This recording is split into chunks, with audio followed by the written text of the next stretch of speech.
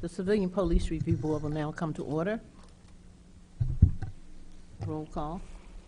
Megan McGinty, Grace Mitchell, Present. Mikhail Levinsky, Present. Scott Dossett, Here. Ricardo Diaz, Here. Darius White. Okay. Mr. White actually emailed and advised that he's going to be running a little late today.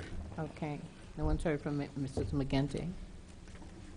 Yep. Megan is here. Okay. We do have a quorum then. Okay. Are there any changes to the agenda? Okay.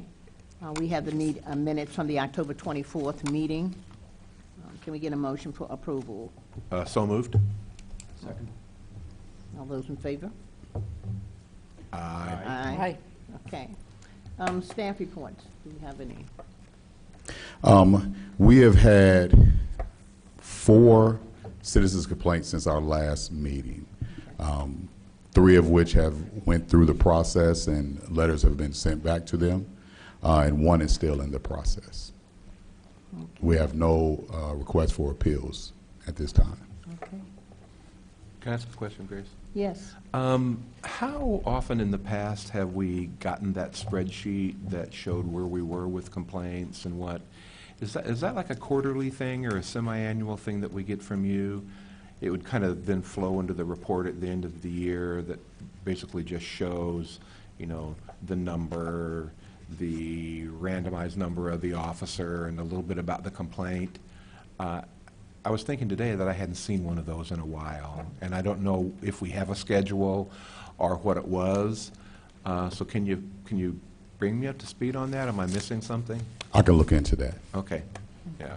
Yeah. One of the things very early on when we talked about this, even though a lot of the cases, of course, don't go to appeal, the board at least has an opportunity to look at those complaints in a kind of a formal way, and you know, just see what's hitting. You know, I mean, did we have complaints regarding?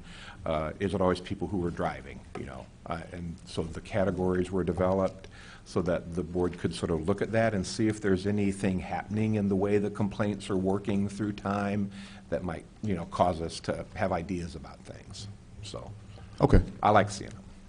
Understood. Thank you. Okay. Anyone else have any questions? Preston? Oh, good. Okay. Public participation. I guess everybody, for the public, has gone to the bathroom to get something to eat. So I don't see any public participation. Okay. Any old business?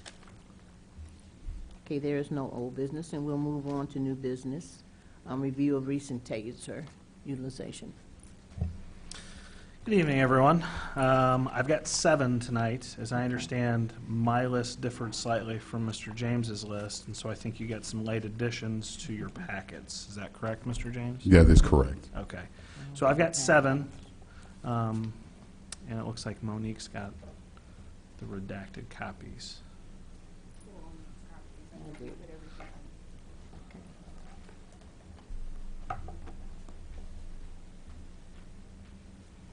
Can we quickly contextualize, at least when I watch UPTV, I often am jumping in the middle of something that I have no idea what it is, so a little context as to what we're doing in the process.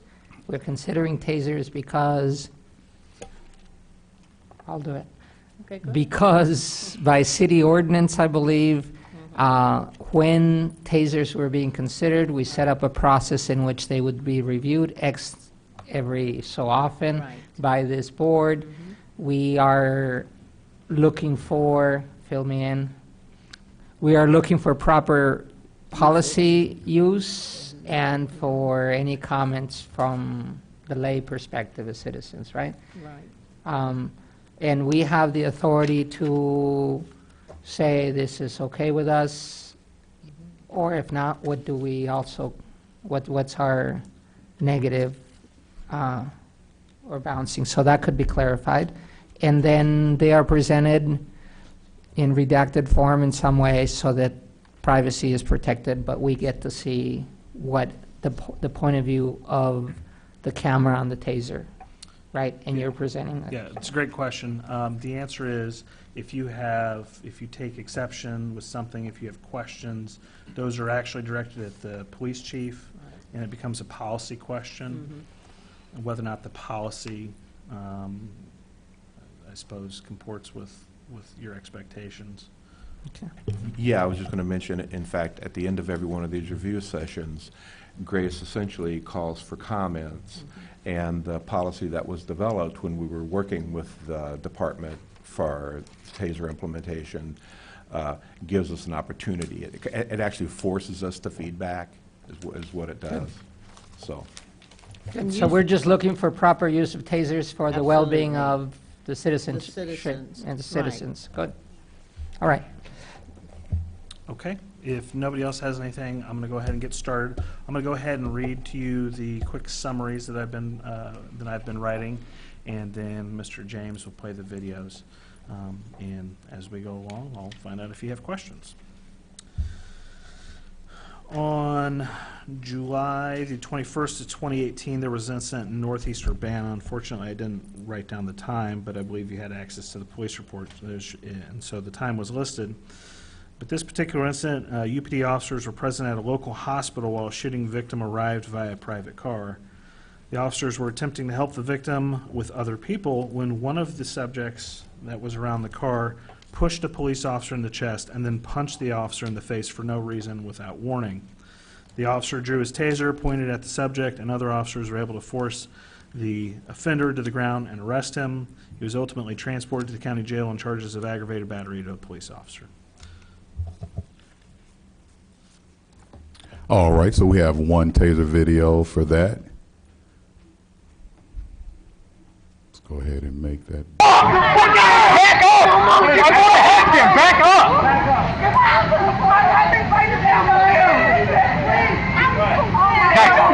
Guys, that's what we got this for. Back up. I'm good. You want me to put your back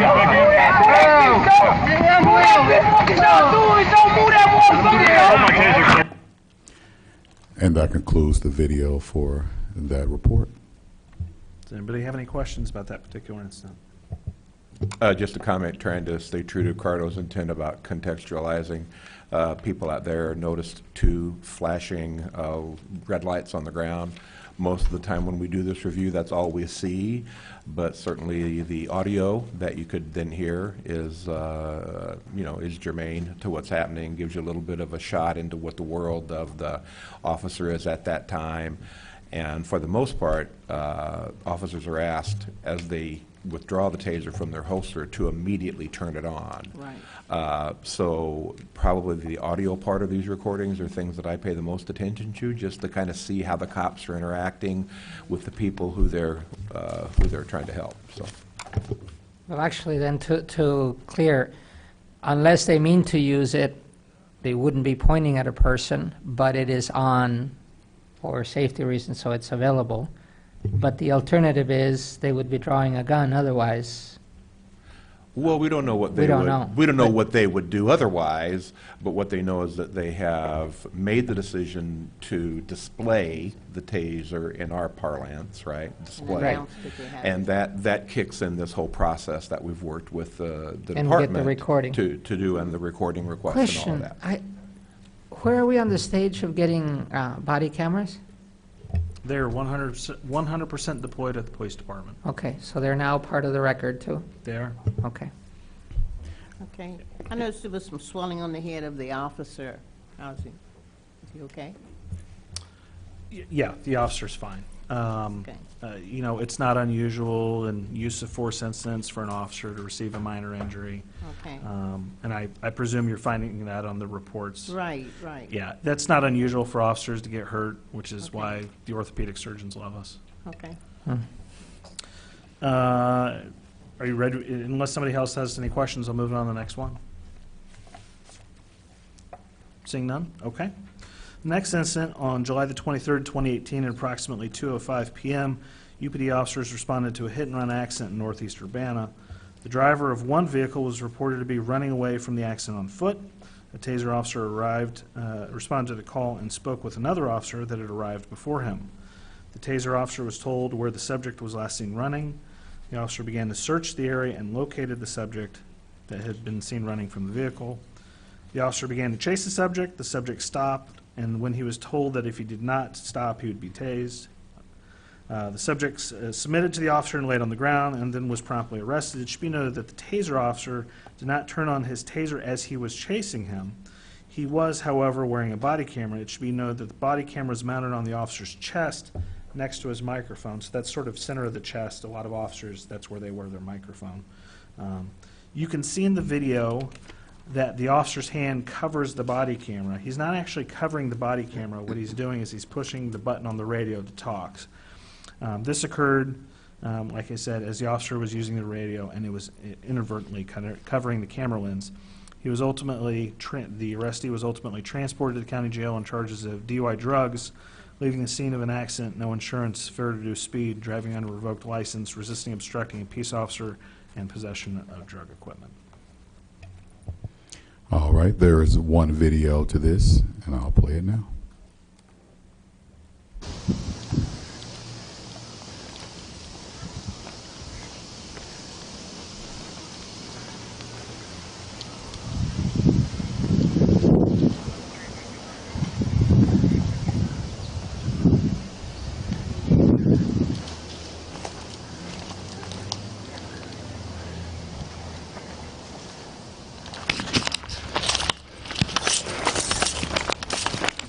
All right, running eastbound behind 1006 Division. Eastbound behind 1006 Division. Please stop. You're going to get tased. You're going to get tased. Get on the ground. I'll tase you. I will tase you. Behind 1008 Division. I got him down on the ground. Put your hands behind your back. Keep him there. Don't do anything stupid.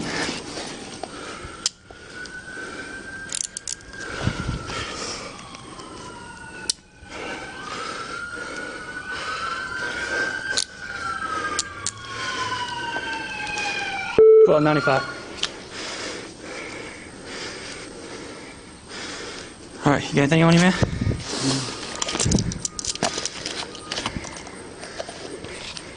I'm behind the house with a blue Ford Taurus in the driveway.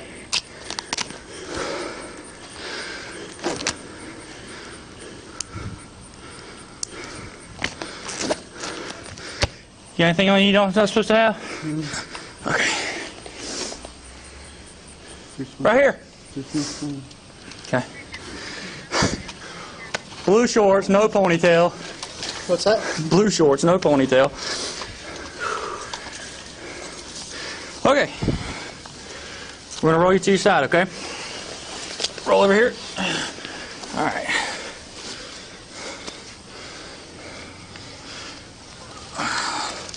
All right, we're going to roll you to your... Well, yeah, let me take this off.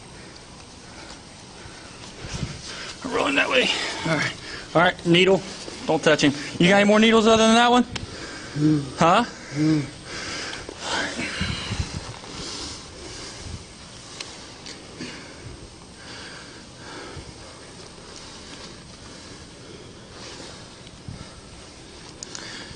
Make it. Sir, with 324. All right, use rubber gloves. Are you hurt, man, from the accident? Huh? And there might be something in that paper. What address is this, 1008? No, we're down at least 3 or 4 houses. Oh, that's the last one I saw. Pretty good. I got phone.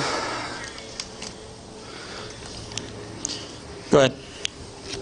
Should be like 1010. Any questions? Okay. Moving on to the next one.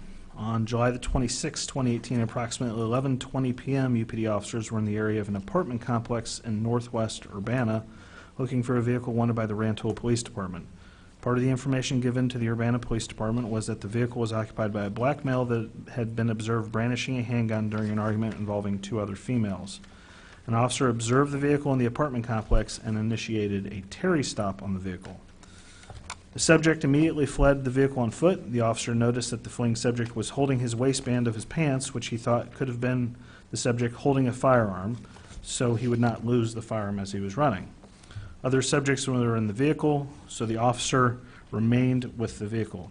Some time passed, and other officers arrived to assist the initial responding officer. As they continued through the investigation, the initial officer heard the rattling of a chain link fence. This officer directed other officers to investigate the rattling fence, and the officers located a subject who was determined to be the same one that fled the stop climbing the fence. This is July the 26th? July the 26th, 11:20 p.m. 3437 is the file number. Okay. You find it? No. When you're ready, I'll keep going. You let me know.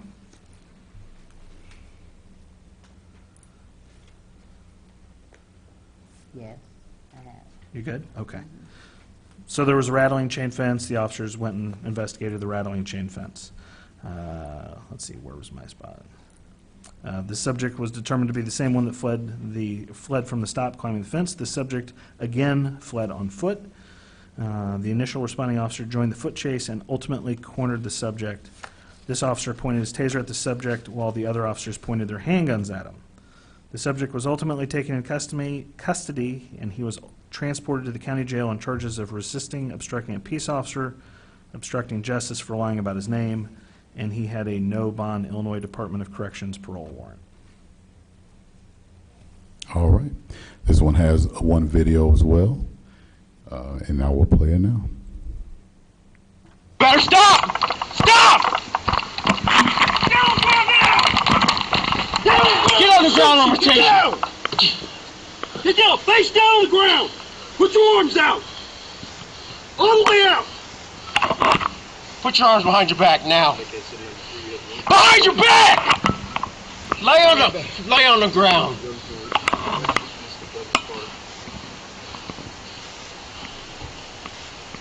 Hey, hold him here. Somebody else go around the fence and help him hook him up. Do not move. You understand me? Yes, sir. Keep on your stomach and put your hands behind your back. If you move, you will be tased. Do you understand me? You know what you're going to jail for? What I do? You ran out of that car.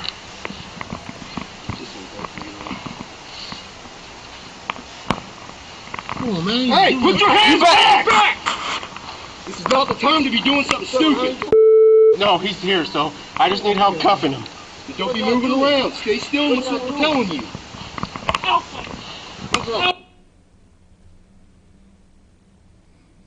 Any questions? No? This is the one just, there was fear that he had something in his pants. Correct. That's why the officers were so concerned about what he was doing with his Yeah. hands. But eventually there was no gun, no anything else. Yeah. I Okay. suspect he was just holding up his pants. Okay.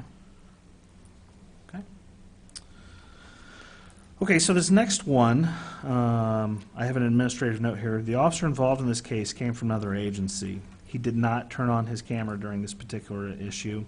This occurred on another instance. The officer has been given remedial training on the use of body cameras, and just to give you an idea how long ago I wrote this, I said, this issue will quickly become a non-issue with the issuance of body-worn cameras. So, I wrote this before we had body-worn cameras, so it's been pending for a while. I'm sorry, go ahead. So I'm a little confused about when the body cameras are now going to be, are they going to be on constantly? I mean, when do the officers turn them on? And would there be a way, you said that when they call on the radio, they have a tendency to cover the camera. Yeah. Which, is there someplace else that one of those two pieces of equipment can be put so that they're not covering the camera lens with their hand when they have to talk on the radio? All great questions. So let's start with the placement of the camera. The placement of the camera is up to the individual officer. Some officers wear them low on the torso, some people wear them high, some people wear them on the left side, some people wear them on the right. Me personally, I wear mine right here. That's where I wear mine. That's where I have real estate to put it. That's where I've decided to put it. I put my microphone up here. Other officers decide to put their microphone here. It's totally a personal decision. It's a comfort question. I understand what you're saying in terms of can they move one? Yes, our department policy does not mandate that the camera be put in a specific location or not put in a specific location. I think what you're going to find is the best video from officers will come from sort of center of the chest. It's imperfect, because the other thing that you're going to find is, especially when you're extending your hands out, if you're holding a pistol, your hands are going to block the view, so I don't think we're going to have a perfect solution here for you. I think that's just one of the things that we're going to have to deal with body-worn cameras. I don't have a solution for you. I can't say, yeah, you have to put it down here and it will always be out of the way, because I can come up with 3 other reasons why it would get blocked, quite frankly. So I'm sorry, what was the first question in that series? When the cameras are put on? Yes, I'm sorry. Yeah, we should probably do a standalone tutorial on body-worn cameras. The short version and the way I've been explaining it to people is the officers are supposed to turn on their body-worn cameras when they're doing, and these are my words, cop stuff. So if I go into the 7-Eleven to buy a soda, my camera doesn't need to be on. If I get a call of a burglary in progress, I should turn my camera on. Now, the one thing that I would say is these are human beings that we're dealing with, and they work in stressful environments, and so they will turn it on too soon. They'll turn it on too late. They'll miss something that we desperately want captured. It's just sort of the nature of the beast. I know there's some technology out there that sort of syncs things. That's not what we have, though.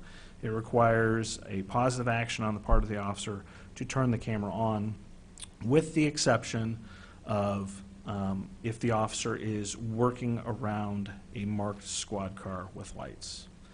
The system that we have purchased is designed to automatically trigger the body-worn camera if you turn on the emergency lights. That being said, there's a number of reasons why we might not have our lights on. So, for example, if it's the middle of the night and I'm responding to a burglary in progress and I'm driving up on the house, I don't want there to be any light, so I wouldn't have my lights on. So an officer might not have their lights on, so it might not initiate that automatic recording. I know that's a ton of information all at you all at once. You good? Okay. One last question. When were these body cams implemented? And, I mean, do you believe that just with usage, it'll become more automatic? So the specific date, it was in January. I want to say it was the 16th. Chief, do you recall? January would be my best guess. Yeah. So, They rolled out over time. Some years got there. yeah, the initial issuance was in January of this year. To answer your second question, do I think things will improve? Absolutely. So it becomes second nature. We have to train ourselves to use it. It's one other thing. So, for example, if I were to go out and work the streets tonight, I would be a horrible failure at it because I'm not used to doing it, right? Whereas the patrol officers working the streets tonight, they've been doing it since January. So it is one more thing that we have to do. There is a mechanism with the emergency lights to initiate it automatically, but it really just depends on the work environment. So I don't work around a marked squad car. So for me, I have to consciously remember, oh, I have to turn this thing on, which is one of the reasons I put it right here. So that's me, though. You're welcome. Comment though, I'm sorry. I'm not sure that we asked for the body cam. Okay. Thank you so much. Well, that's the only video I had, so I figured you wanted it. Well, I do want to see them. I mean, you know, part of this whole thing about the review board is the kind of environment that the police are in, as well as the potential perpetrators are in. And it certainly gives you a broad context of what's happening with the guy. I noticed, for example, as he approached the young man that was the Caucasian that was on the ground, I could almost count his heartbeats. You know, that had been a pursuit of a flight, and it kind of lets me get a little bit more into the head of the guy that's running the show. And so I just want to thank the police department for making that available for us. I'm not certain that we asked for it. I know how hard it is to lay this stuff together and get this stuff organized and get it in front of us. So I very much appreciate that body camera footage to be, being available for us. So thanks. Thank you for those kind words. Mr. Diaz, did you have a question? Just I'm feeling the concern too. Could they cover it? Could they do? I'm sure that there could be intentional, but I think what we have, though, if there's multiple officers or whatever, we have multiple views of the same situation. Now we even have more because each one of them carries a body cam. But the taser, our intent was that it always comes in because they turn it on as soon as they pull it. So we'll always have at least that. But chances are we're going to have multiple views of, if the situation's tense enough. Right. You know what I mean? Yeah, so I think we've got a little bit of good news, bad news. The good news is, you're right, there's going to be more cameras there. The bad news is some of the blockage that's unintentional. I think you're going to have a greater body of sort of context to work with, because theoretically the officer will have it on from the beginning of the call, whereas, you know, with the tasers, you're getting it sort of probably just after the initiation of the action, so to speak. So, you know, the body camera stuff, we're gonna have to work through some wrinkles along the way, and there's gonna be stuff that you'll say, "Gosh, Rich, I really wish you had this," and we're not gonna have. But between the squad car cameras and the body-worn cameras, and maybe it's not my camera, maybe it's his camera instead, I think we'll have a bigger body to deal with. Now that comes with the baggage that you're talking about in terms of staff time and redaction, and the number that when the chief asked me, you know, how long does it take? It's usually whatever the video length is times probably 5. Because I have to watch the whole video all the way through, then I have to figure out what's pertinent, because that video that you just watched was much longer. I trimmed it, and that was still fairly long. And I have to redact it all the way, then I have to watch it again to make sure my redactions were correct, and then fix the stuff I missed the first time. And gosh, I forgot the part where he called him Frank, and I have to go back in. So it's this back and forth. So normally I end up going, in this series that I've done, I normally have to go through the video 4 times. So. Yeah, and to the best of my knowledge, the board was never tasked with body cam review. Now, I don't know whether there's another board that has been tasked with body cam review, but it's not this one. So, No.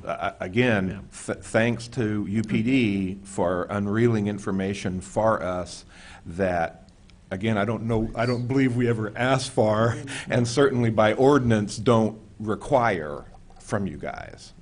So, it's a nice touch. I wanted to add something real briefly. While we don't necessarily tell the officers exactly where to put it, the policy does have verbiage to the effect of it's got to be clear, conspicuous, forward-facing. So there is some general, the guys can't put it on facing behind them, so we do have there's some general guidance. The other thing I would say is that there's it takes a while to kind of figure out where you put things. And one of the things we'll see with younger officers, that one day they'll come out with something this way, then they'll have it spun that way, and then they'll do it this way, and there's a certain amount of training. I wore the magazines for my pistol one way until I said, I want to move them this way. Well, then I had to train a whole bunch of times because I was reaching top when I wanted to reach from the side. So there's a certain amount of that, and we can clearly give people advice, and sometimes they don't know. To your point with regards to where the hand goes to the microphone, and then, hey, I don't know if you know this, Bob, but every time you do that, oh, I didn't know that. Well, I can slide the camera over another inch. And so sometimes there's some feedback sort of things like that. And so with regards to when we presented to the city council on body cams, one of the things that we did a little testing and evaluation last summer. The officers like them. We didn't have anybody that I don't want them. They don't want to cover that up, and so we would say, Officer X, that got covered up. You didn't know. Oh, I didn't know that. Let me move things. So there's clearly some leeway, and there's clearly a sort of a comfort thing. And guys will say, well, I used to wear it here, and I've tried it over here, and they watch their own videos to kind of figure out what works best. So I just thought I would add that in. And since we're adding things, the other thing he forgot, and I thought he was actually going to say, all of our tasers, we're actually taking the cameras off of them, the taser camera, and we're just going to rely on the body-worn camera. It's purely a fiscal decision. The camera on the taser is the battery, and so when the battery goes bad, it's about a $650 battery. Yeah, so we've already got the camera, and that's under warranty, and we've got, replacement set up and whatnot. So instead of buying the $650 battery, we're buying the $60 battery for the tasers. So we're going to rely more heavily on the body-worn camera for footage for y'all. I think Mr. Diaz is correct as well with regards to one of the nice things about the body camera is you I watch your camera, okay, I can see him coming up from the west, and then Mr. Dossett was on the south side of the tree, and you can see his view, and so you can see some. To Rich's point, there's this certain amount of production resource suck on when you're like, how much are we going to do? So hopefully we have like a good solid video. Let's show this one instead of trying to show maybe 7. So that'll be a little bit of a work in progress as we kind of work through this. But yes, I think like you was like they're 10 times the amount for the taser batteries, because a battery 65, battery with built-in camera 650. So as the batteries cycle out, you're like, oh man, these are really pricey. So And we're spending most of the time watching concrete or floorboards or stuff. yeah, the So red dots. Yeah. when we move to watching, instead, we will be watching the body cams Right. of the taser deployment. Yes. And so you're going to have to watch like 5 different videos for officers and figure out which ones, what are we going to be watching once that happens? It's going to be like a music video. I'm not sure how it's going to. I hope it's not like a music video. Okay. So let me sort of answer that question very generally, and I'll just tell you what my process is. So when a taser case comes in, one of my jobs is I read police reports every morning. And every time there's a taser case, I flag it. It goes to the administrative assistant in my division. She does the police report redaction. She then gives me the police reports. I then give Mr. James the police reports, both the redacted and unredacted, and then I go searching for video. So that means taser cameras, body-worn cameras, squad car cameras. So then I have to watch this and figure out, okay, what's the best stuff? And then I have to figure out how to trim things. And so like the chief was talking about, I might say, well, the setup is really in this camera view, and that's important to provide some perspective as to what's going on, but the action's captured on this camera view, and so there's trimming and redacting and blurring of faces and beeping of names, and it's one of the things I always tell the officers, and this is more comic than anything to me now, is use the subject's name, but stop calling him Bob every third word, because every time you say Bob, I have to beep it out. Bob, put it down, Bob. Bob, please help me, Bob. It's you're killing me. You're killing me on the redaction. So it is an arduous process, and I try to give you what I think captures the moment the best. So that's sort of a general description as to sort of how I do it. And we really appreciate all the work you put into Thank you. this. Thank you. It's very kind. But can I complain? Sure. Why not? That's what we're here for. Well, in the spirit of cooperation that led to the genesis of this document, in which Ricardo and I sat with the chief and you for hours to craft, I wish we would have talked about your decision about the taser cams before you made it. I'm not certain that I'm happy with the decision that you made. Okay. And it may, we've only had, 2 discharges? I think we're up to 3 Are we now. up to 3 discharges? Yeah. Scott, which decision is it to The take off the decision to take the video off of the taser. Right. We have what I think is a kind of a well-developed policy manual that really, at least in my mind, sort of spooled out of that point of view. And I mean, I'm griping, but now I want to go back and read this.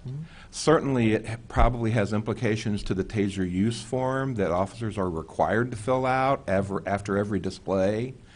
That's something we've kind of kicked around changes to together here. So I need to think through that. Okay. We've made certain, I won't call them prohibitions in the policy, but certainly we're concerned about pregnant females. we're concerned about people that might have other people in wheelchairs. I mean, there's a whole kind of a category, not necessarily of exclusion of use, but caution of use. Right. And for me, you know, trying to be active and be helpful in this, that's kind of always eventually boiled down to these barbs are coming out of the end of the gun that we've got to discharge, and trying to figure out exactly, you know, whether that was I don't want to say well-intended, but a wise use or not. And I don't like the idea that we drop that data, that at the moment of a discharge, all of a sudden your body cam is not really going to give me what I want to see. I no longer have those two beeping red lights that really tell me a whole lot about intent in terms of the officer's actions. So I just want to think about that, and Sure. I'm done for now, but I want to mess with my mind a little bit and work on it some. I understand what you're saying. I guess my sort of general response to that is I think you're going to find that you get better video from the body cameras than you will ever have gotten from the taser camera. Yeah. Your point about, you know, if there's a discharge, the dots are where the darts go, and so it's going to be pointed in the right spot at the moment of discharge. I think you're on point there. Yeah. I think that's true. But in terms of sort of the rest of the action, I think the body camera is just going to be leaps and bounds better. Absolutely, and hope to God that we never have a discharge that results in a fatality. Sure. But this is in the news again, right? With the manufacture of the taser, energy levels, you know, how the things are used. There have been a couple of fatalities in the United States in the last quarter. And so this is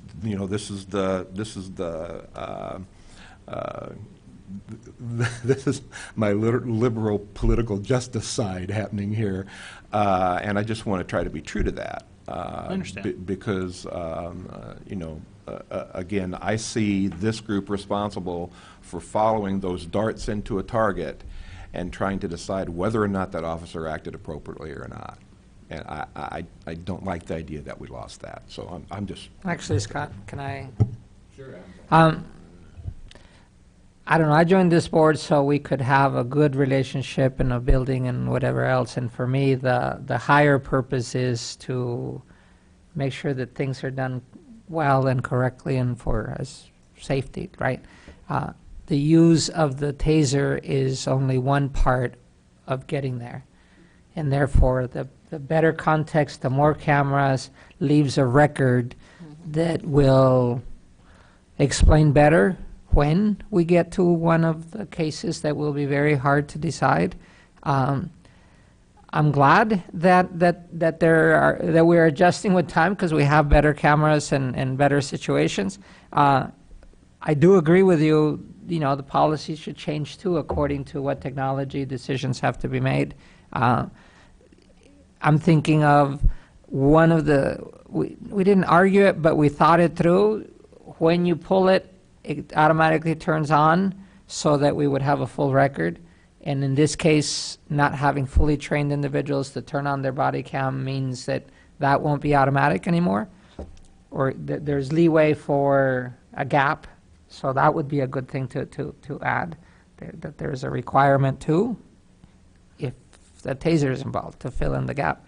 But in general, I keep thinking, this is the goodwill. You're providing as much information as possible. We provide a goodwill in trying to understand what happens and make sure that the citizens are also in good understanding and the purpose of and the execution of. So I'm generally happy that as we progress, we keep going in the back and forth of adjusting both sides so that when that big incident happens, we all have as much information for a very tough call, because I don't believe an officer would intentionally do something, you know, to break the policy and cover it and whatever else, just as I see that the citizen isn't going to intentionally make a situation to get hurt further. We want to make it as clean as possible. So I'm just happy with the changes, and yeah, let's touch the policy if we need to so we can keep doing it better. Well, here's the good news. The guy that approves the policy is here. He's Tag, hiding. you're it. Yeah, and if there was a bottomless pile of money, I think you just continue with what you're doing. That kind of addresses yet adds another angle. So I don't know if we've actually gone to, I mean, this is stuff that we've talked about. I don't know if we've actually replaced some with battery only. We do have it. some on the street Yeah. where it's just battery only. So. And it was a financial decision, we just didn't have the money. And that, yeah, so that gets to. How many tasers do we have? I knew you were I- going to ask me that. I We mean- started with 6, I want to say we're up to 13 now. We're up to 13. How often do they use batteries? How often do you gotta replace them? Well, you Discharge. test them every day, so Right. they're, well, every day you work. It's, in my experience, it's not usually the battery that goes bad, it's the camera, and since it's all in one unit, you can't just fix the camera. So it's not really replacing the battery, it's replacing the camera. They've just made it a really Replacing the expensive. unit, yeah. I'm Okay, sorry, all right. what was that? I couldn't hear. The whole unit you have to replace. You have as to replace the opposed whole, to and so I mean, when we get to the end of the life of these things, I come over, I need $1,300, please, you know, and the chief secretary starts throwing heavy objects at me, and where am I gonna get, you know, so, Yeah. I'm sorry, I didn't mean to interrupt you, but I just wanted to, No, yeah. I know Anyhow. budget's tight, but No, I get it. So I had started to read this sort of administrative note about there not being any videos. So I actually haven't read to you the synopsis of this last case that we were on. So this is just to sort of put you back into the specific one. We're talking about 4045. So if you're looking at the reports. So let me put on my glasses here so I can see better. On August 29th, 2018, at approximately 10:11 a.m., Urbana officers were dispatched to a report of a domestic battery in progress in northeast Urbana. Officers were informed that a third party had observed a black male grab a black female. The officers arrived and located a black male and black female in the area, and they were in the area they were sent. Officers approached both subjects and observed the male with his hands in his pocket. The officer ordered the male to remove his hands from his pocket and to stop walking away from him. The male neither stopped nor did he remove his hands from his pocket. The male did acknowledge the officer's presence by yelling at the officer about not having a body camera. And in this particular case, the officer did not have a body camera. This was before we had full implementation. And I think, I'm not even sure we were doing T&E at this point. The officer again ordered the male to remove his hands from his pocket. The subject complied momentarily, but immediately put his hands back in his pockets. The officer removed his taser from his holster, ordered his hands out of the pocket once more. The subject removed his hands. The officer holstered his taser and told him he would be handcuffed if he did it again. The subject once more put his hands in his pocket. The officer immediately arrested the subject. He was secured in the rear of a squad car. Ultimately, the subject was arrested for domestic battery and resisting obstructing a peace officer. It should be noted that on the way to the county jail, the subject repeatedly banged his head on the rear seat partition. So, any questions about the report since I have no video for you? Okay. Let's see, the next one is 4770. 4770. On October 4th, 2018, at approximately 10:50 p.m., Urbana officers responded to an apartment building for a report of a domestic dispute. Officers arrived and could hear yelling coming from inside the apartment. Officers were told prior to the arrival that the neighbors believed that the domestic had been physical. Officers ultimately made contact with the occupants of the apartment, purportedly a husband and wife. Officers were attempting to investigate the incident when the male, who was clearly irate, jumped from the couch, balled his fists, and, quote, pumped up his arms. The officer removed his taser, gave the subject commands to sit back down. The subject did this, but continued with his verbal defiance. Ultimately, the subject was arrested for domestic battery and transported to the county jail. All right, we have one video for this, and I will play it now. You guys right exactly. Now she's trying to be hard. Sit because down. she's a sergeant and Sit shit. down. Sounds chill. Well, tell her to stop. She's sizing me up She's like my this. she's my boss. I don't give a fuck who she is. Sit down. Get your hands out of your pockets and sit down. Fucking bitch. Fuck you. Look at you thinking you're all hard and shit, huh? Because you got two big ass niggas with fucking tasers here, bitch. We gotta Fuck you. take? What's the next step? Fucking man ass bitch. What's the next step for y'all to get out of right here? What's the next step? We're still waiting to get the whole story. Yeah, fuck them. What the fuck you looking at? Go back out Look at your there. face is bleeding is what I'm looking at. Oh yeah, yeah. Look at it, bitch. I hope you know what the fuck's going on. Oh yeah, Fucking dyke assholes. What's Get the the fuck problem? out of here. Fuck y'all niggas, man. Go get the story from her, cause she knows what the fuck's going on. What do y'all need from me for? You got a taser pointed at me, bro, and you're smiling, bro. And you're smiling. You can't wait. I'm looking right at you. Bro, fucking bitch. Don't you see their taser, bro? Come Fuck their taser, bro. I told you this already. I tried to get your side of the story. Bro, fuck you. I'm not telling you my side of the story. I told you I don't want to tell you anything. Okay. So why are you still trying to tell me to tell you something when I told you I don't want to tell you nothing? So if I would have told you I don't want to tell you nothing from the get-go and you're still trying to force me to tell you stuff, you're trying to intimidate me. Bro, we're trying to give you the benefit of the doubt. I don't want the benefit of the doubt. I just told you I don't want to tell you shit. Bro, you got the fifth. You got the right to not say anything. Bro, I don't give a fuck. Fuck them. They're all clowns, bro. Just sit there, bro. Don't say nothing, bro. You're clowns, bro. You're All making three of yourself them more are mad clowns, for bro. nothing, bro. I'm not. I'm mad how they just forced their way into my crib. It's like, alright, we're married, so now we can't even have a regular argument without y'all trying to budge into everyone's relationship. But you said you couldn't. Why is your face bleeding? Man, don't worry about why my face is bleeding. Why is your face fucking square? Why is your face oval? Why are your fucking eyebrows fucked up? Yeah, exactly. Shut the fuck up. Who scratched you? Don't worry about it. My fucking imaginary cat that fucking ran in here 2 minutes ago. Get the fuck out of my house. Go worry about what's going on at your fucking crib. I'm trying to fucking leave. I don't even want to fucking be here. So your plan is to go now? Bro, that's been my plan. We've been trying to tell y'all that since you fucking got here. Any questions? No? Okay. I think I have two more. Is that what you got? Okay. Yes, sir. All right. On December the 16th, 2018, at approximately 3:21 a.m., UPD officers were dispatched to a residence in West Urbana for a report of a fight. Officers had previously been to the residence twice earlier in the night for a report of noise complaints at a party with approximately 100 to 150 people. Officers arrived and found approximately 50 partygoers still present. The officers made contact with party hosts, and the host became argumentative. It was decided that the host would receive a notice to appear for noise, which is just a ticket. The party host attempted to leave the officers despite being told that the enforcement action was going to be taken. An officer and sergeant attempted to stop the host from leaving, and a struggle ensued, with the officers attempting to arrest the party host. As this struggle was occurring, an unidentified male grabbed onto one of the officers attempting to arrest the party host. He was pulled away, and another unidentified male became involved. An officer then pulled his taser and pointed it at the male that had battered and attempted to interfere with the arrest of the party host. The taser remained on as a group of people advanced on the officers, and the officer arced the taser in an attempt to disperse the group. The party host was arrested, and the partygoers fled the area. All right, we have one video for this, U18 6118.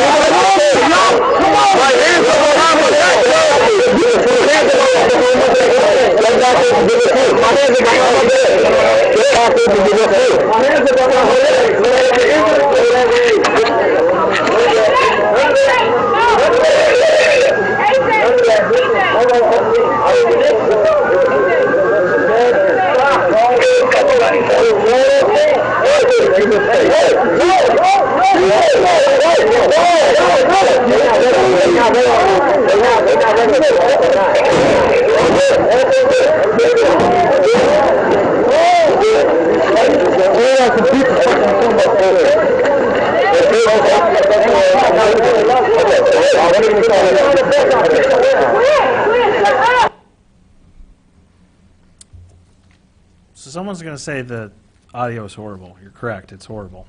Do you remember a couple meetings ago we talked about the plug in the bottom of the taser camera? I think that's what's going on there. Of course, the officers don't know at the time, so they can't tell me when I ask them, hey, was your plug in there? They don't remember.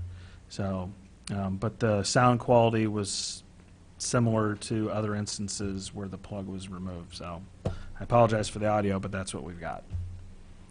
Go ahead. Come on now. I personally really like the idea of the body cam, more so for the audio than anything. I think that more than even what we see visually, the intent, what is going on, you can hear in what is said, like the 1, 2 ago, yikes, and what, and you know, just the tone. So I personally am very happy to take away the cameras from the tasers, because again, we just watched a bunch of blacktop and heard nothing. And I would really like to have a clearer idea, particularly before passing judgment, either on the police department or anybody else. So. Sounds like I've been put in the position of passing judgment, and I disagree completely. But we can perhaps take that up later. I was hoping that I would know when the arc happened, because that's an application that, first of all, we had, that it's kind of like Display Plus, but not discharge. And I don't know how that works. This is the first instance that I recall of an arc. Now, does that literally mean that at the end of the thing it goes bzzzt, sort of, and you can see it? Yes. Okay. Yeah, so I was also listening for it, and we got about halfway through. I'm like, gosh, I haven't really heard it. I'm speculating, without looking at the engineering logs to see when it was actually arced, that it occurred in the beginning when the audio was really bad. Because I don't know if you remember, but the audio actually improved a little bit over the course of the video. So I think some of the horrible noise in the beginning was maybe the arc. That's total speculation on my part. Yes, when you arc a taser, you actually see the electricity going between the contacts. It makes a very audible noise, and that is, what did you call it, a Display Plus? Well, yeah. I mean, we Yeah. have this kind of display discharge Right. paradigm that we've built, Yeah. and now there's something that's a little bit different. That's Right.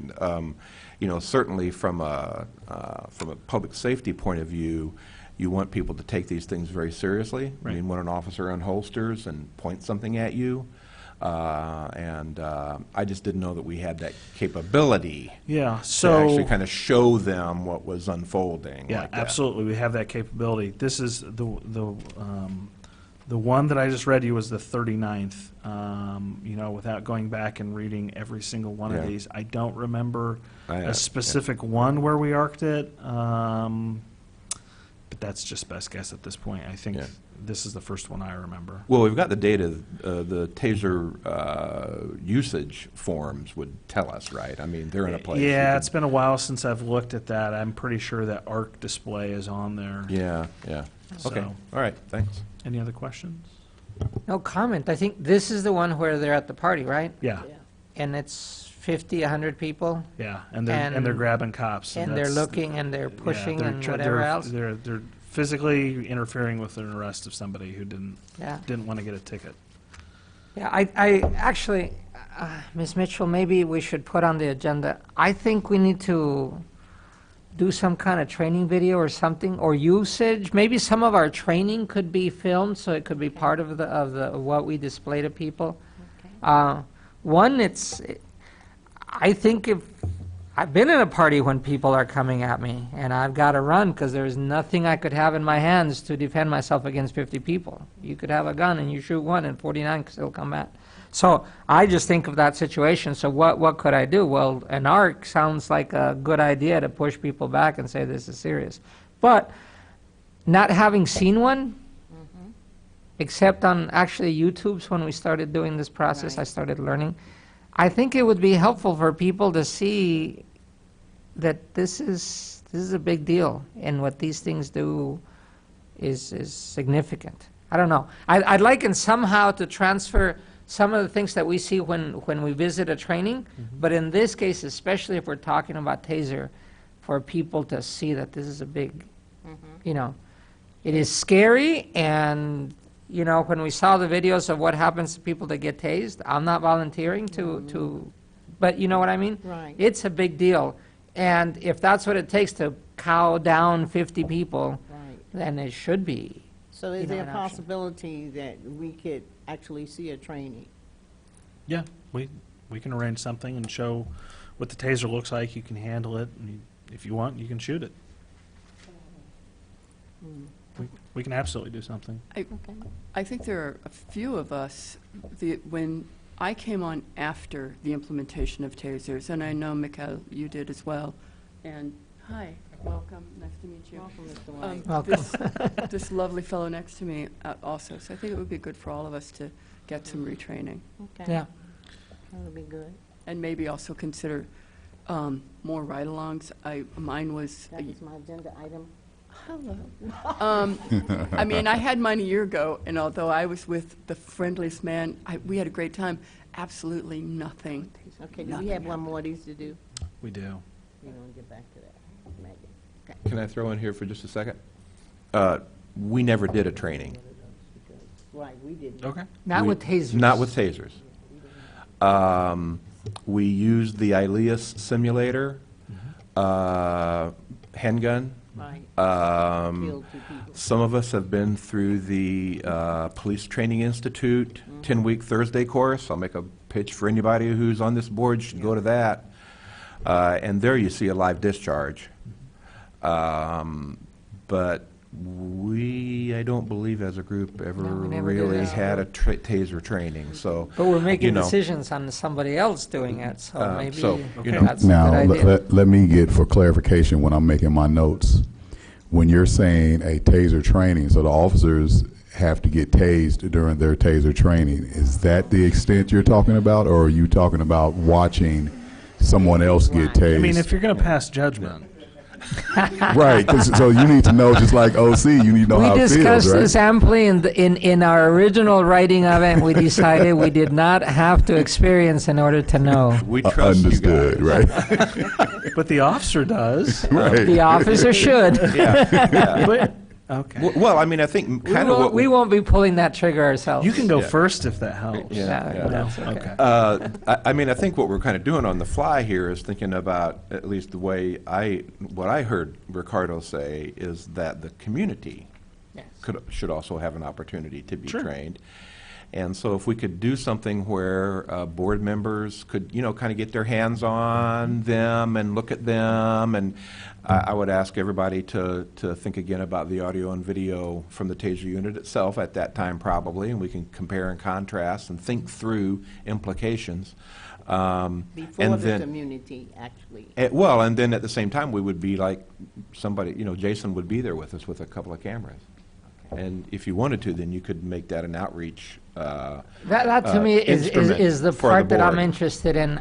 I've been surprised how many people watch these videos. Most of the time, I mean, this act of taping this session, because I didn't used to watch them.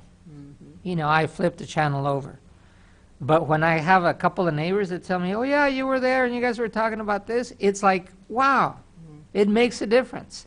So a little bit of training so that I don't have to explain it to my neighbor all the time from scratch makes sense to me, because we all have 2, 3 neighbors that might learn better and see all the perspectives. So let me make a recommendation. Okay. And see if you're good with it. How about I have somebody come in, bring a taser with a camera, without a camera, so you can see physically what they look like.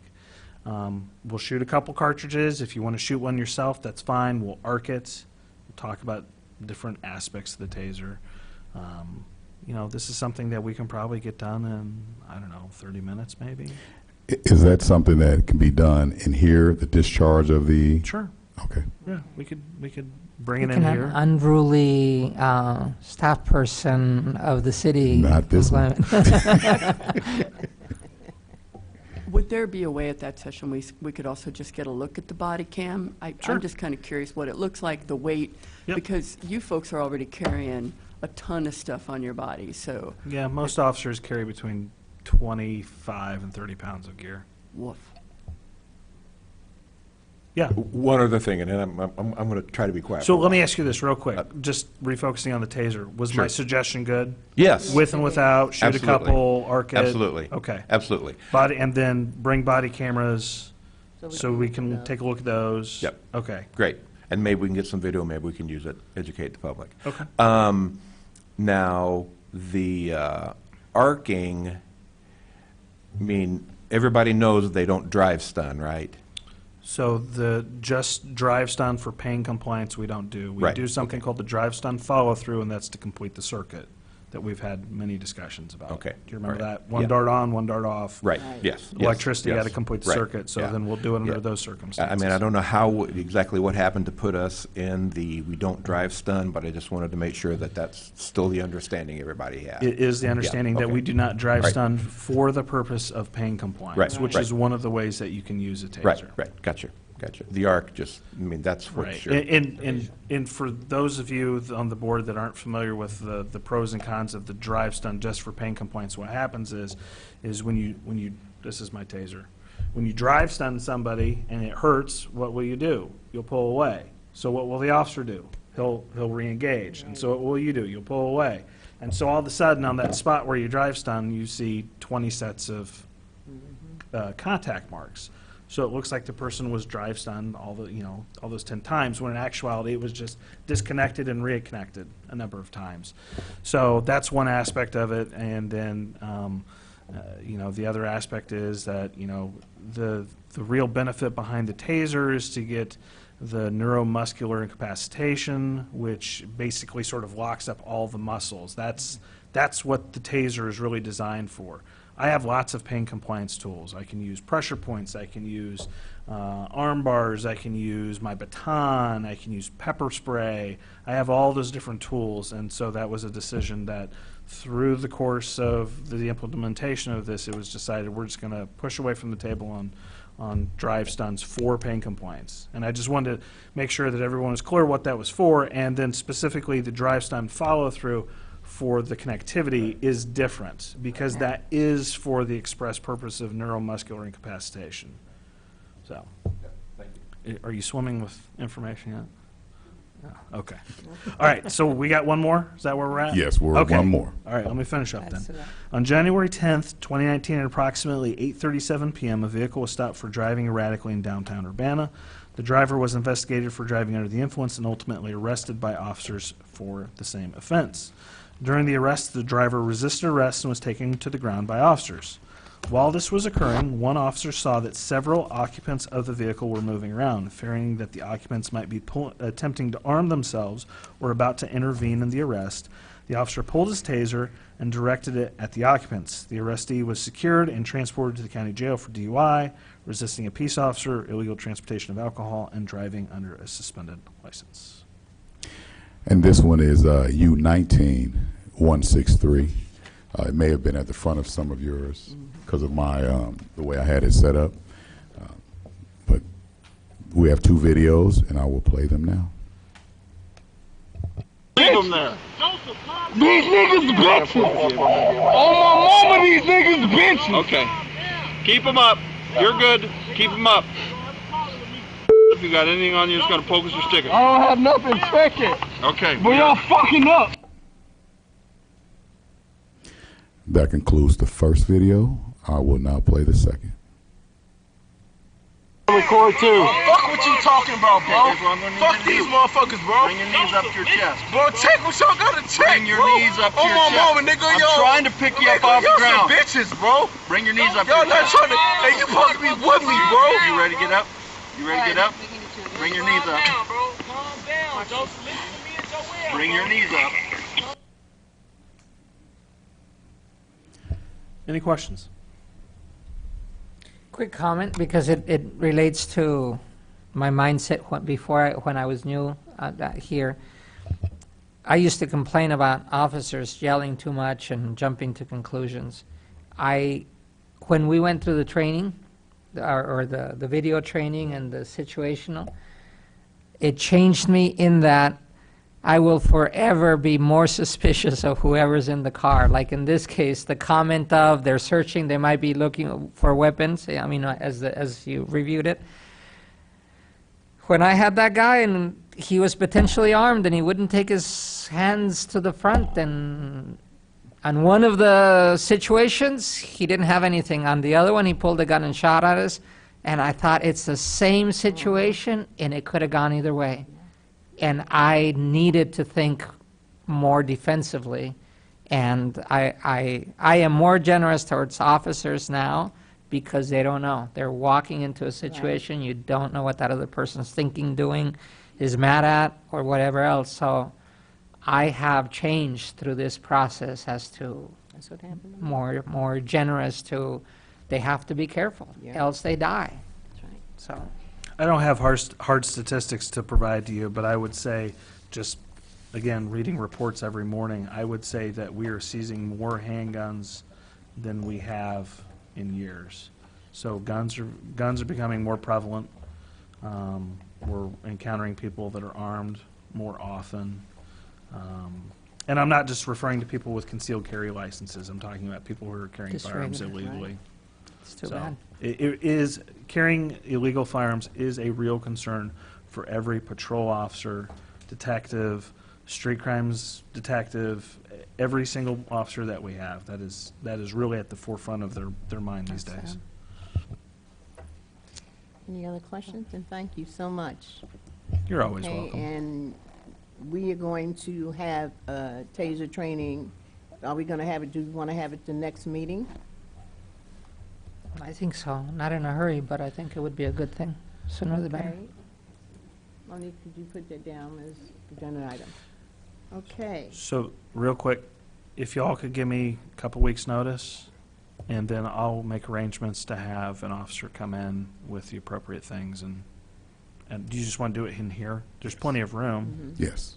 I believe that'll be. and the camera's already set up, so I think yeah, logistically so it'd it'll be be the easiest. recorded that way. I mean, we may have another angle possibly. Sure. We can But, put you in the taser suit if you want. you know, No? the way my knee's set up, Uh-huh. I don't think that, Okay, very good. Y'all have any more questions? Otherwise, I'm going to leave. Yes. Okay. We have, Oh, bye. Okay. she gave us, Monique did give us the procedure here. Yeah. So we have those. Okay, hopefully we can keep up with them to our next meeting. But what, Well, that's specifically how we're supposed to run to almost what amounts to a public meeting inside this meeting for TASER review.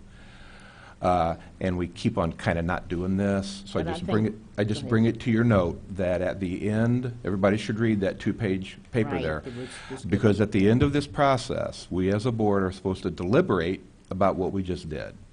And we had a whole lot to deliberate out because, sorry, we got a little long there. And then, in fact, the chair asks for a vote at the end. Right.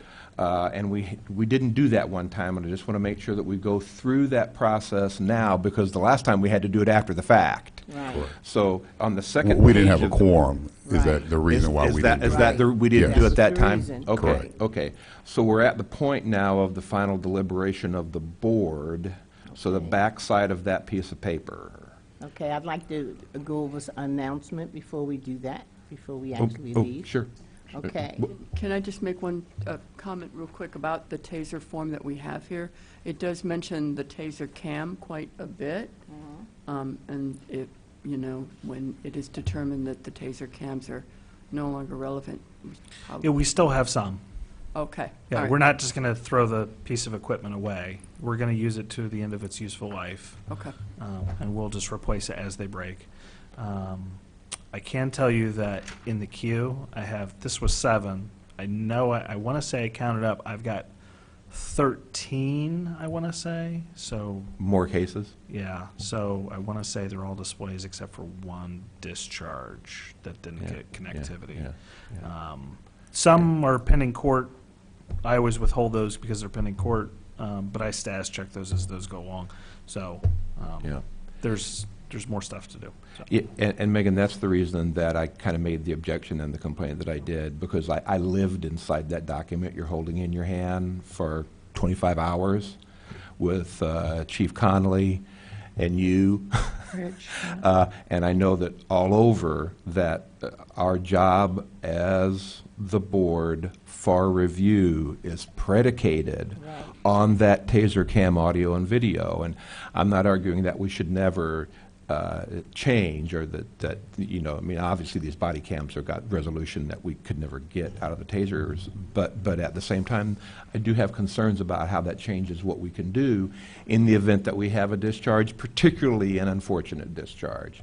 And so that's where I'm coming from, really. It's not based on any, you know, mistrust about what UPD is doing. So I'm sorry if I didn't choose my words carefully about that.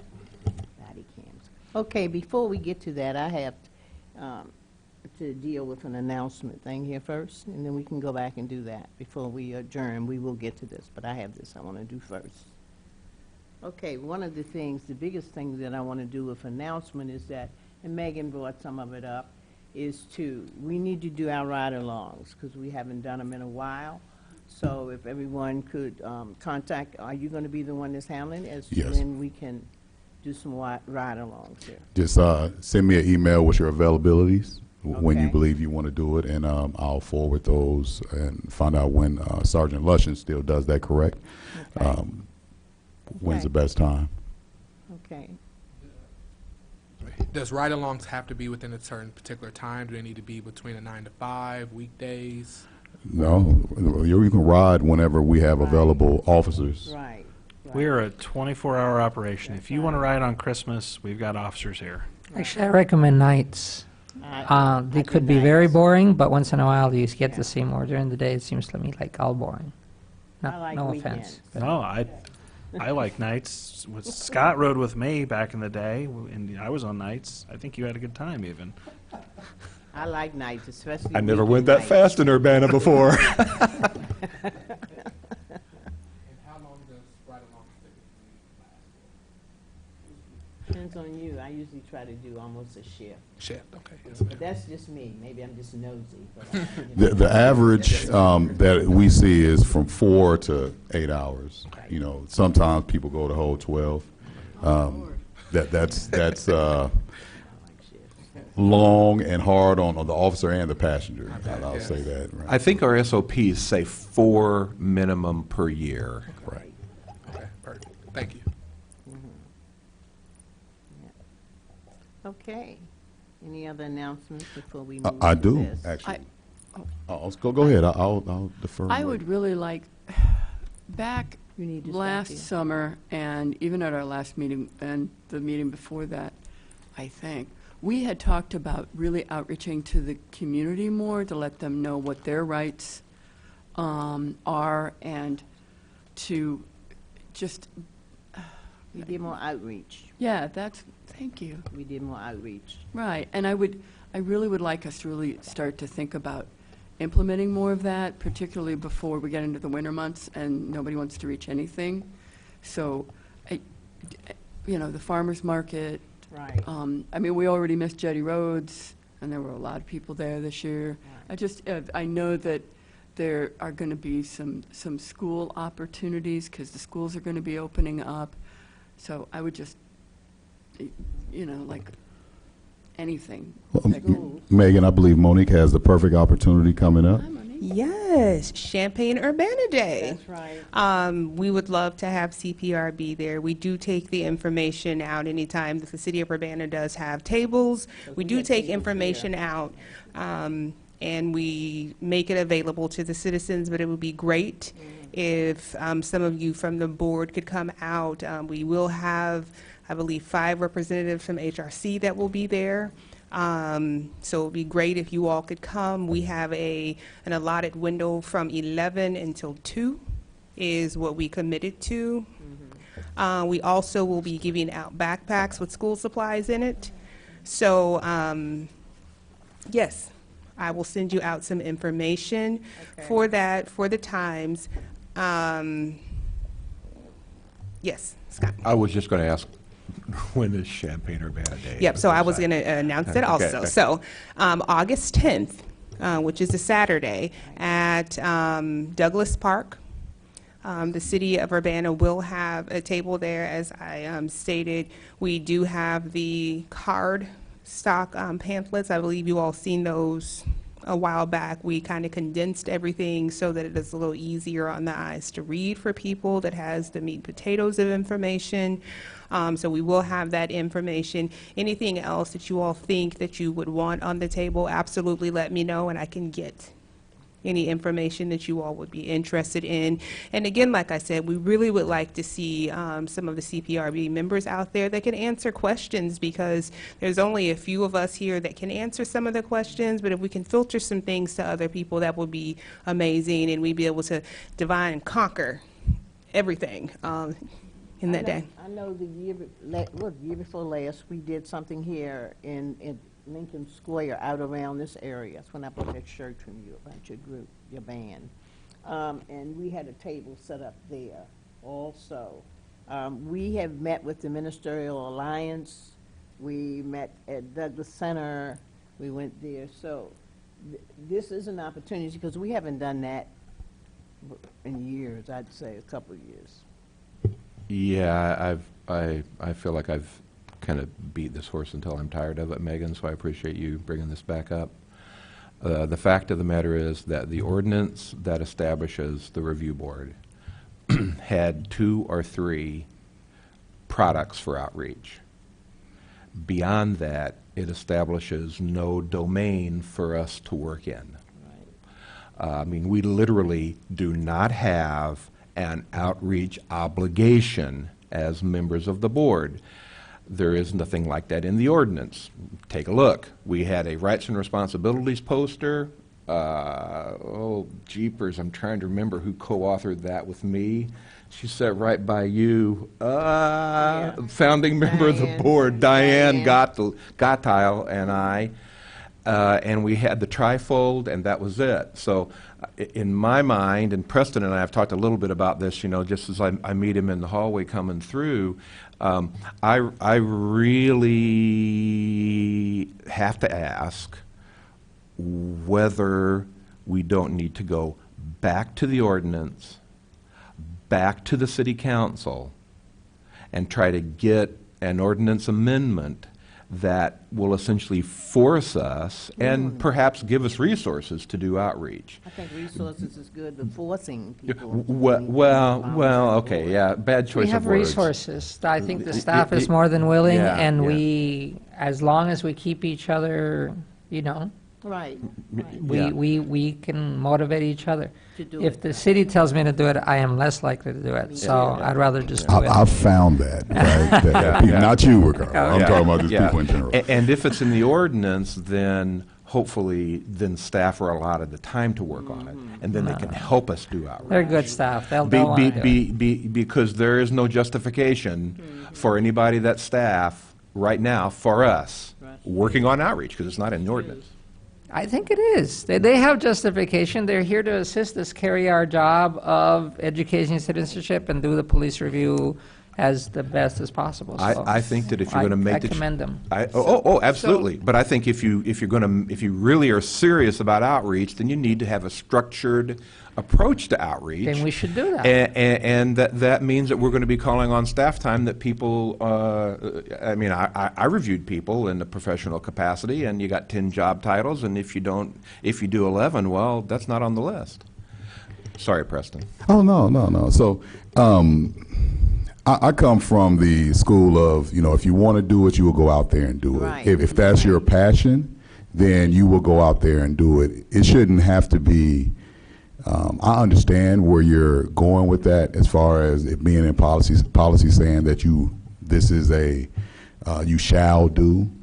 But this board really is about outreach, right? You're trying to inform and educate and reach and help other people understand what goes on with taser contact when somebody has a appeal about a police complaint. You know, you're there to help them go through that and navigate that and give recommendations for that, which is a part of outreach, right? It's just the verbiage may not be in there saying you shall go lay bricks, right? But If you make, just like you said, if you make somebody do something, they may show up, Right. but there's going to be a lump on the grass. But if you want to be there, then you will show up, you'll be there if the opportunity is presented to you. With that said, we also have Park District things going on. Are the play days still going on, or is it now the night at the park type? We're missing one right now. Right now? Yeah. Neighborhood nights and stuff still going on. We can send out a list if you want to go. I mean, I don't believe I should have to make, or that the city should have to make you go. They is a make me volunteer go boy. to certain Make Scott places. go. Right, they make me go to certain places, but employed. I don't believe they should have to make you go. So could we, again, I haven't been on the board as long as three of you. I really miss Diane, though. Could we make a packet or just have some sort of like plan of here are the materials that you are going to have at Champaign-Urbana Days or at Nights in the Park, and and have bullet points of things that we might want to state to the community, saying these are your rights. If you have a complaint, this is what the police department is doing for you. I mean, just things that might help keep our community better informed. And could it be in both languages? Or I'm sorry, my viewpoint. Could it be in Spanish and English? Now, yes, we have something like that. Now, do we have it in Spanish? No. That has not been the next step Does the for city that. have somebody to, because that is a question I actually on occasion come across because I work a great deal with the Latino community. I think it's a great idea. They still It's feel just not- very hasn't been done. disconnected from the city in multiple regards, and particularly when it comes to interactions with the police department. Yeah. So I'd really like us to do a lot more outreach with that community because they mean a lot to me personally. There's a couple of Ivanhoe days that the police that's- is there and the sheriff's there. And that's so- what I was talking about when I meant school activities. I'm sorry I got a funny look from Grace, but that's what I meant. The Ivanhoe days, that look. I was just listening to. I think the Ivanhoe days would be a great opportunity for us to be out there, particularly in the current climate Yeah. for our families, and I would certainly be willing to be at that. I just have one announcement. That wasn't really part of my announcements. As most of you may or may not know, the Champaign County Expungement and Record Sealing Summit is coming up. We had our first planning meeting today. The actual date for the Expungement Summit is going to be Saturday, October 5th, of 2019. It's going to be at Stone Creek Church again at 2502 South Ray Street in Urbana, Illinois, from 8:30 to 5 p.m., 8:30 a.m. to 5 p.m. Registrations are open now for those who need to get some things removed from their record. You have to register if you show up without registering, you'll just be there. There's a process that needs to be done. You got to get your record checked. You got to get fingerprinted. You got to have a schedule to be fingerprinted. You can't just show up and be fingerprinted. For all my public people out there who may be looking at doing that this year. Can I ask a question, Preston? Yes, sir. Now, I know every Thursday at the circuit clerk's office from 1:30 to 4:30, there are expungement and record sealing kind of open workshop kinds of things that Katie Blakeman is I doing. think those are informational. Right. Okay, so things. I was going to ask you so. I can't give you more information than okay. that they're All right. informational. Okay, Right. okay, yeah, all right. All right. Yeah, but that's coming up, and I believe the registration is going to end in early August. They didn't put an actual date on it yet. Could you send that information via an email to us? Absolutely, I will. And any events that you know of, could you send them out to us? Absolutely. So we'll have some idea what's going on. Absolutely. And if you all know things that's going on, please send it to me so we can get it. These things we can put on the website. At any time I can add anything, and we can go to anything and get you any information that you need, but we just need to know what you need from us to support you. Right. I have a question.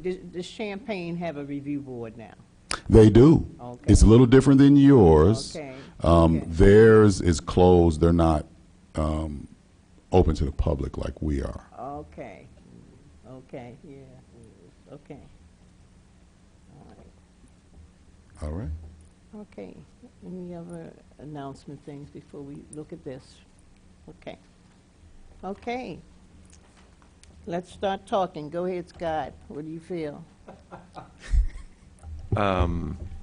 Well, I'd like to offer to Thank you. work through, in the event, I'm still wanting to think more and talk more about the lack of taser video and audio. So I'm not necessarily thinking about a policy change, but which is one of the options here as we wind out of the taser meeting. But I'd like to offer assistance in looking at that and trying to figure out what we need to do with the references to taser cams. And I'd request that this item be put on an agenda for a future meeting, and that people just spend some time looking at the taser usage policy. Not a bad time to look at our ordinance, to kind of think about what it is we're tasked to do, and maybe we can talk about it again. And then if depending upon what the board wants to recommend, then we can make a recommendation. And if nothing else, then an ad hoc committee of our group needs to sit with the chief or other representatives and make sure that it makes that the policy and our SOPs make sense vis-a-vis the lack of the taser audio and video, if that's the direction that we choose. Okay, we have a couple of options. We can deal with it tonight and have our meeting, because we need to close this meeting, open that meeting, so we can deal with it, or we could set up a time that we want to get together to meet. Yeah, I don't have a preference. I think this meeting's probably gone long enough tonight. Okay, we need a time when we can get together as a board. It can be the next quarterly meeting, right? Okay. Would it be perhaps a good idea, since it seems as though we have a lot that we're all mulling over, that can we meet earlier than in a quarter? I mean, would that So- help us to resolve some of So this? you're asking about a special meeting? Yes. Yeah. So I didn't know it was special. your availability is the key factor in that special meeting. So Because it's a separate meeting specifically just to deal with this, actually. Yeah. Yeah. Sure. I mean, I'll find time for one. Look at calendars. I mean, yeah, it appears as though there seems to be a good time overall for most of us. I mean, could it be done in like 3 weeks or something like? I will have to take a look and see if we have a meeting room Okay. to where we can video record, because this will be a closed meeting, or you're going to have an open meeting for the public. I think it should be an open meeting, but Okay, so let me look at the calendars and see when the availability for the rooms are available, Yeah. and I'll let you know that. You just send that out to us. I'll send it out to you in the morning. Okay. yeah. I just want to say one thing finally, that I am going to really shut up. When we were talking about tasers, this room was full. The citizens of Urbana, I stood up with Chief Conley because of conversations we had and promises I made to him months before, and said, I think it's a good idea. People are using tasers in Urbana, but we don't know what they're doing. County comes in, they've got a taser, they use it. Let's move forward with this. And in order to stand by him and advocate for this and get involved in writing this policy, I made a promise to myself I was going to be as transparent and thorough about this with the citizens of Urbana. We had 12-year-olds crying under testimony about how their city of Urbana was going to be damaged because the police were going to abuse tasers. That happened in this room for hours. And so I don't take any change to the implementation of the tasers or the policies that we created together lightly. That's something that, as far as I'm concerned, I promised the people of this town that I would do, and I intend to do that. So that's my heart speaking about this. So.